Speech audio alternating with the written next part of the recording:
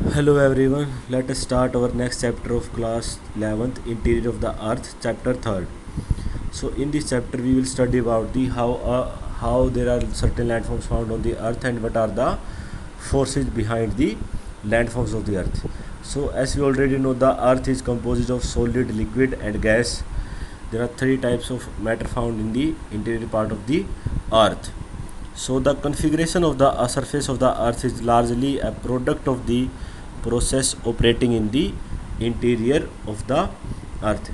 Basically there are two forces behind the forces of the earth, that are endogenic forces and the exogenic forces. Endogenic forces are the forces which originate in the earth surface, and exogenic forces are the forces which originate over the earth surface. For example, endogenic forces are the volcanic eruptions and the earthquake, and the examples of exogenic forces are the weathering, soil erosion and the landslides. Next is the in the exogenic forces there are two types of forces, that are the direct forces and the indirect forces. These are the evidence about the earth surfaces can be only be calculated by the direct and the indirect sources.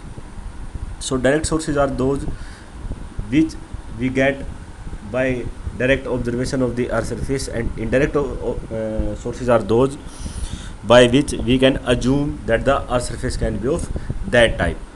So sources of information about the interior of the earth are two types. First, direct sources, in which first is mining, second is drilling and third is the volcanic eruption. And in the indirect sources, temperature, pressure, intensity, meteor, seismic activity and the gravity force are the types of the indirect sources. So first direct sources is the mining. We already know that on the upper part of the earth's crust mining take place.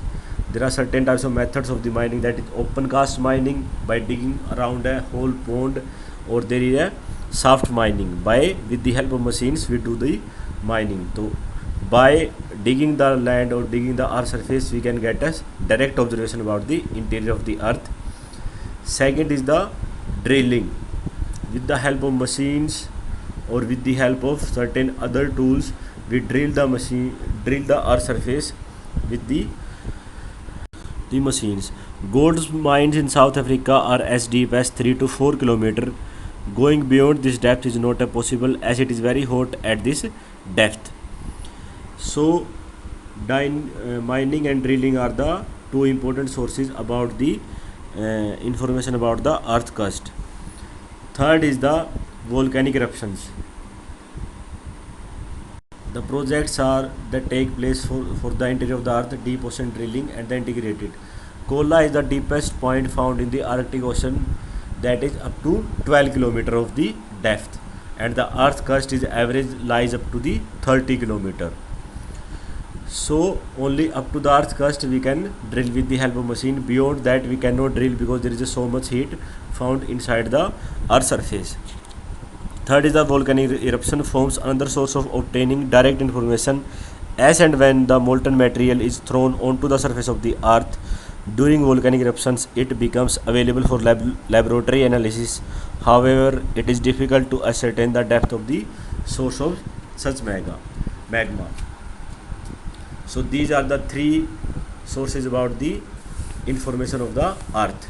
Next, the indirect sources. First is the temperature. As we already know, if we going depth in the depth of the earth surface up to per 32 meter, the temperature of the earth increase by the 1 degree Celsius. The increase in temperature is due to the hot material or the characteristic of the rocks found under the earth surface. Second is the indirect source is the pressure increases with the increasing distance from the surface towards the interior parts of the earth. Moreover, it is also known as the density of the material also increases with the depth. Another source is the meteors. Meteors are as like as the surface of the earth. Meteors at that time reach the earth. However, it may be noted that material that becomes available for analysis from the meteors.